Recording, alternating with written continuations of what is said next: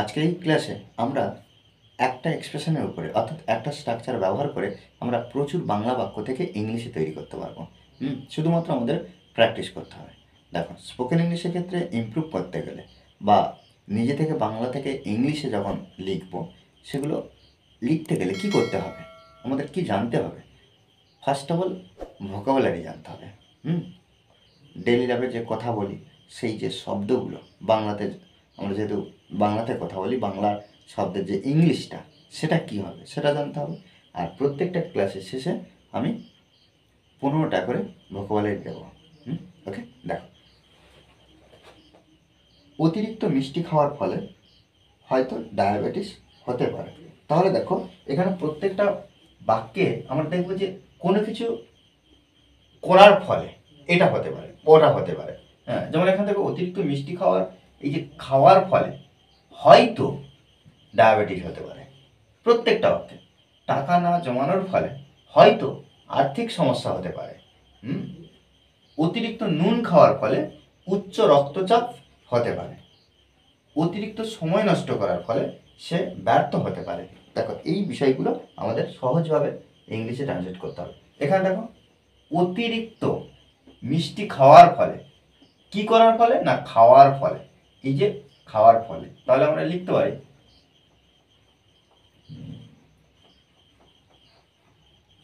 Eating.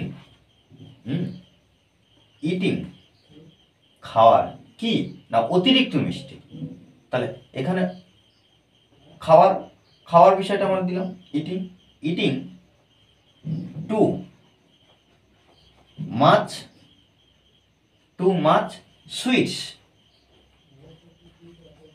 দেখো, এই যে টু মাছ অতিরিক্ত, অতিরিক্ত মিষ্টি খাওয়ার পরে কি না হয়তো, হয়তো এই যে হয়তো, এর জন্য আমরা কি করব, মে রেজাল্ট ইন ব্যবহার করব। মে রেজাল্ট ইন ব্যবহার করব। দেখো,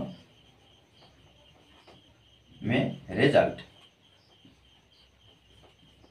দেখো প্রত্যেকবারে হয়তো, হয়তো যে এটার ফলে ওটা হতে পারে। Eating too much sweets may result in কি হতে পারে না, ডায়াবেটিস।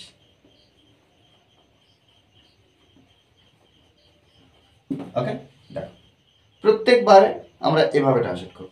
টাকা না জমানোর ফলে হয়তো আর্থিক সমস্যা হতে পারে। এই যে হয়তো, তাহলে এখানে আমরা লিখতে পারি এই যে টাকা না জমানোর ফলে নট সেভিং মানি।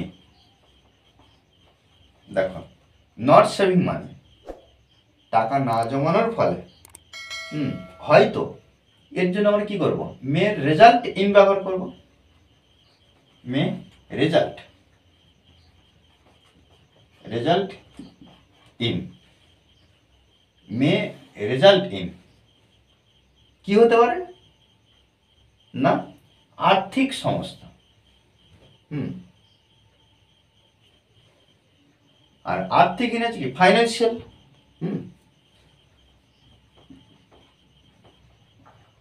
এবার কি লিখবো না, প্রবলেমস। ওকে, দেখো তাহলে কি লিখলাম, নট সেভিং মানি, টাকা না জমানোর ফলে মে রেজাল্ট ইন হয়তো কি হতে পারে, ফাইন্যান্সিয়াল, আর্থিক প্রবলেমস, সমস্যা। অতিরিক্ত নুন খাওয়ার ফলে, অতিরিক্ত নুন খাওয়ার ফলে কি হতে পারে, উচ্চ রক্তচাপ হতে পারে। তাহলে এখানে দেখো, ইটিং টু মাছ সল্ট। তাহলে দেখো, এই যে টু মাছ, টু মাছ মানে কি, অতিরিক্ত, আর সল্ট মানে নুন। তাহলে অতিরিক্ত নুন খাওয়ার ফলে মে রেজাল্ট, রেজাল্ট ইন কি হতে পারে না, হাই ব্লাড প্রেশার অর্থাৎ উচ্চ রক্তচাপ,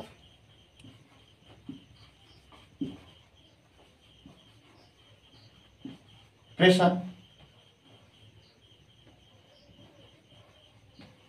ওকে। অতিরিক্ত সময় নষ্ট করার ফলে সে ব্যর্থ হতে পারে। দেখো এই যে বাক্যটা আমাকে অবশ্যই কমেন্টে জানাবে। আর দেখো আমি যে ভোকাবুলারি উপরে দিয়েছি, এই ভোকাবুলারি প্রতিদিন আমাদের করতে হবে, কেন স্টক অফ ওয়ার্ড কিন্তু আমাদের তৈরি করতে হবে। ওকে। আর এই ক্লাসটি যদি ভালো লাগে অবশ্যই লাইক কমেন্ট শেয়ার।